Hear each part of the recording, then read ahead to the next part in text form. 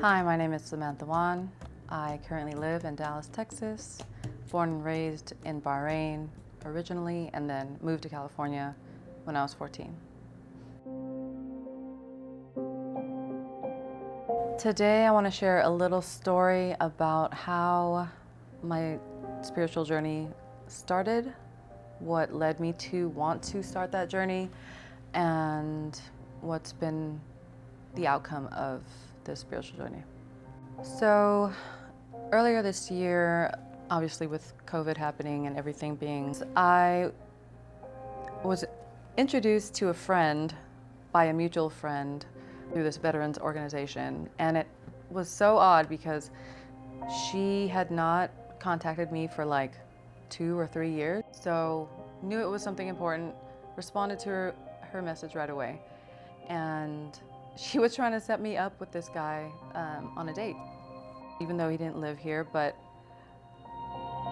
we ended up talking a little bit about where we were in life, and I was sharing with him that I was battling addiction, and it was overtaking my life, my mental health, but I knew I had to change. So Darren was kind enough to let me know about this ceremony. I had never heard of this type of ceremony done out in the desert, and I wanted to give it a try because I wanted to stop my addiction.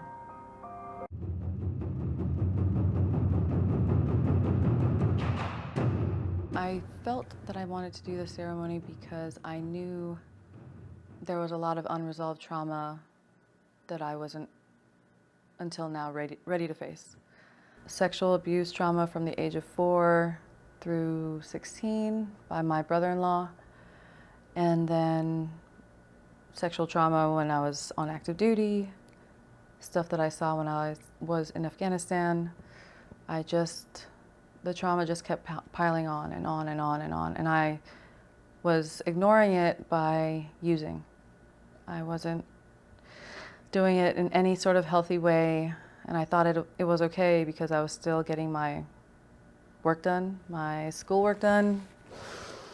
But it was when I hit a low point on March 20th this year that I knew I had to change. So the day of the ceremony, we start off in Carson, California. It's going to be my niece and I, and we are driving 3 hours or 2 hours north. When we got to the meeting place, the car that they pulled up in was a white Mini Cooper. And I bring that up because I drove the same exact car when I was stationed in Germany. When Darren finally got out of the car, he was wearing this gray shirt that had in big bold letters, Robert, across the chest. And Robert is my ex-husband. So yeah, just the signs were leading kind of oddly to, or correlating to things in my life. The shaman's name is Antonio, and my dad's name is Antonio. And so when we met at that parking lot, we decided to get all in one car, drive 3 more hours to the Mojave, pick up the medicine, and the intention was to drive right back and do the ceremony back at his place. But of course, nothing goes as planned. So once we get to the Mojave, they don't allow us onto the reservation because of COVID. And so we kind of had to improvise by just touring what we could around the ceremony, around the reservation.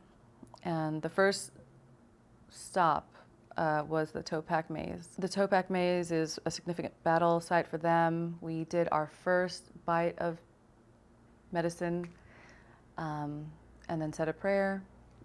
The next stop was the Mojave Twins site, where when we were driving, the last left to get onto the road that led directly to the site was Gardena Road. And I bring that up because Gardena is where a lot, if not all, of the sexual trauma happened when I was a kid. So just being more cognizant of the signs, Like I mentioned, my niece was with me, so her dad was the one that did it to me, and she also experienced it from him. And so we were in shock, awe, disbelief with all these similarities. Um, Took our second round of medicine there, said a prayer. And then as the sun was going down, we had to make a decision whether or not to stay there and do the ceremony at an apartment instead of under the stars as it's traditionally done, or drive the 3 hours back, go to somebody's house, do the ceremony there. And at this point, my anxiety is kind of peaking. I'm unsure and in no control of what's happening. So the decision is made to stay and do the ceremony in someone's apartment, where we set up the fire, the altars, and anything we wanted to dedicate to the ceremony around the fire. I had not brought my altar items with me because I thought we were going to go back.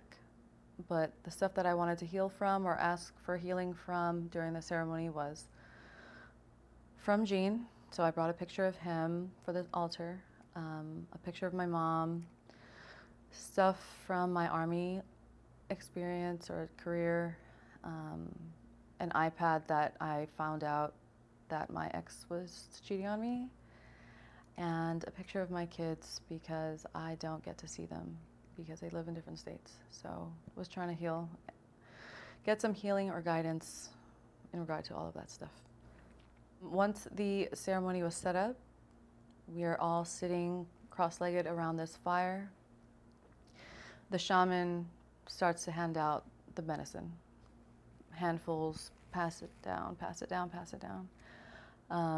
You consume all the medicine at once, and then once everyone has completed it, he starts praying. He starts chanting, and the medicine starts working. And that first round, I didn't really feel too intense of the medicine taking effect yet, but I definitely felt more aware of what was happening, aware of what was going to happen, and scared as heck because around me now there were people getting well, as they say, or throwing up, crying, uncontrollable crying, and I just imagined that I would also be doing that very, very soon. Second round of medicine is passed out after a short break, and I eat all the medicine this time again. And now the medicine is really working. I feel a sensation all over my body when my eyes are closed. My intention is to think about Gene. My intention is to think about getting over him, not letting him have any more control over me. But instead, anytime I would close my eyes, I saw this picture of me and this guy. He had his arm around me, and nothing crazy about the photo, but his face then morphed into this red Asian mask. And I was like, what the fuck? Like, okay, one, why am I thinking about this dude? And two, what is this red mask? I had no previous experience or knowledge of what this red mask was, but I couldn't shake it. Every single round of eating the medicine, praying, the only thing I could see was this red mask. Eventually, this red mask turned his head towards me, and a tongue slithers out. And I was very, very frightened. I closed my eyes and purposely tried to think of Gene doing those negative things to me so I could face it head on. And I just could not think of anything else. My niece was sitting right across from me during the ceremony, and we both were asked to say a name of somebody that hurt us really badly, and we both said Jean Degalea. Her father, my brother-in-law, did the same thing to me as he did to his own kid. And that was the first time, I mean, she's 27 now or so. That was the first time we even addressed it among, with each other. We've never spoken about how has it affected you, or like, how are you doing coping with this? None of that. We're two guarded, very, very guarded people. So to see that moment and share that moment with her, even though the words weren't expressed, we knew that we were there for each other and supported each other.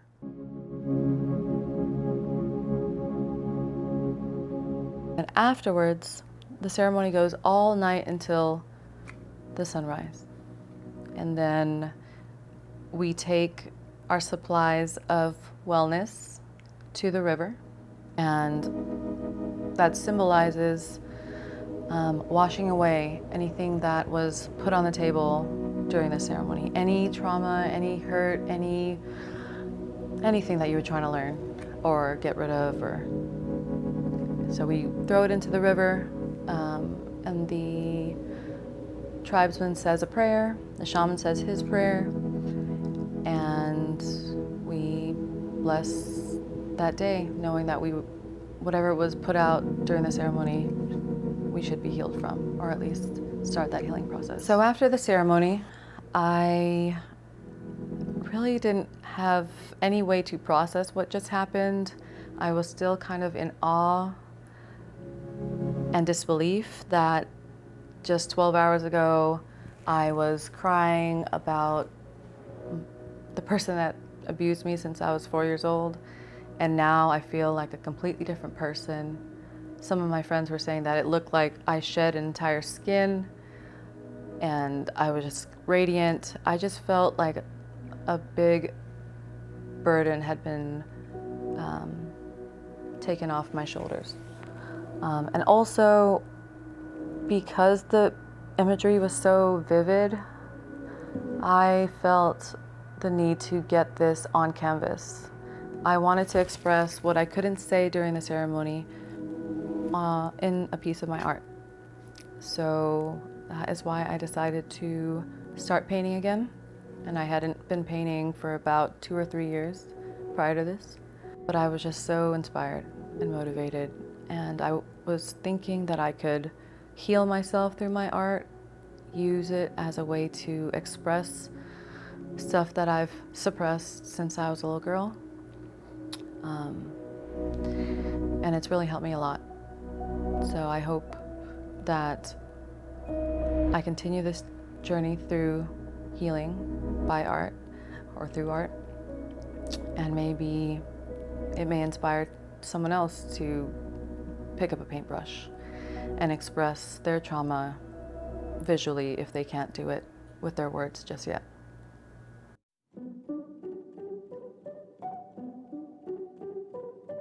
So for me, this painting represents everything that I was battling at that time that was the heart of my addiction. The elements in the painting are, you see agave leaves, which represent tequila for me. That is my drink of choice, and it leads me to make bad decisions, as I mentioned before. There is an eagle in the back of the painting, and that is my military career and what it has sucked out of me and left me broken. I don't really know how else to say it, but broken. And then the mask. The Oni mask I felt was the center of this painting because I didn't know what I was supposed to learn from that ceremony, but I knew the mask had something to do with it. Whether or not it was for me to battle my own demons, or if someone was going to take out their wrath on me. I wasn't sure, but I knew I just had to express it and learn as I was painting through the scenes or the objects.